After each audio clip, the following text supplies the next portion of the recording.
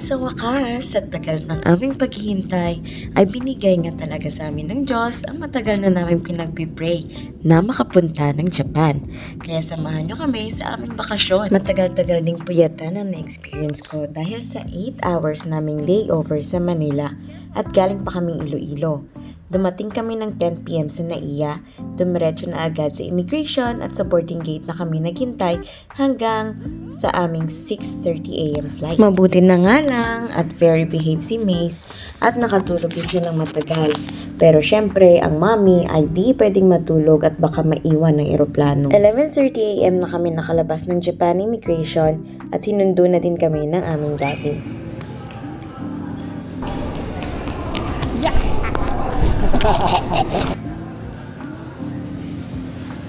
Almost 6 months na rin kasing hindi kami nakita ng daddy. Kaya super excited kami talagang makita siya. At tignan nyo naman at hindi na ma-separate ang dalawa.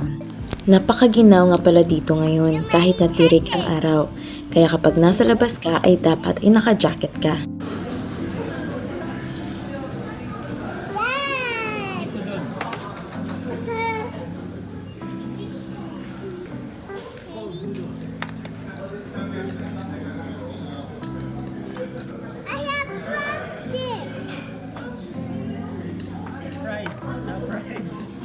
Curry, flying fish. Drumsticks for you, Dad!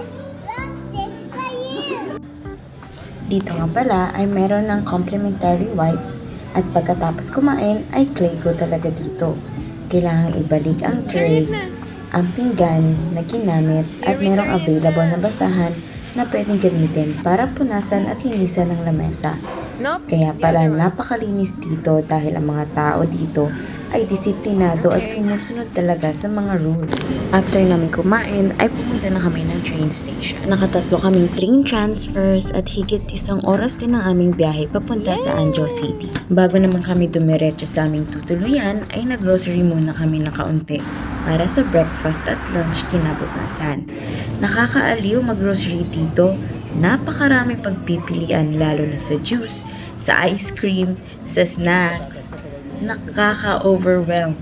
At lalo na itong mga sale na bento. Nakaka-tempt talagang tikman lahat. At syempre, bilang first timer na makaalis sa Pilipinas, ay na-amaze ako sa kanilang self-checkout cashier dito sa grocery. Ngayon ko lang ito nakita at na-experience sa personal. Dahil syempre, never ko ito na-experience sa Pinas.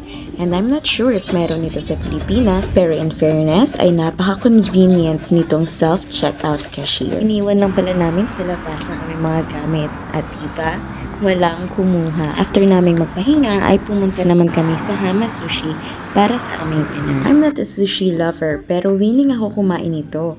At itong sushi na to ay super masarap. As in, super sarap. Lalo na ang Wagyu beef sushi. I'm so happy to have tasted authentic Japanese sushi. And before this day ends, magpapasalamat ako ulit kay Lord dahil without Him, we won't be here. That's it, guys. See you tomorrow. Bye-bye. Bye-bye. You covered the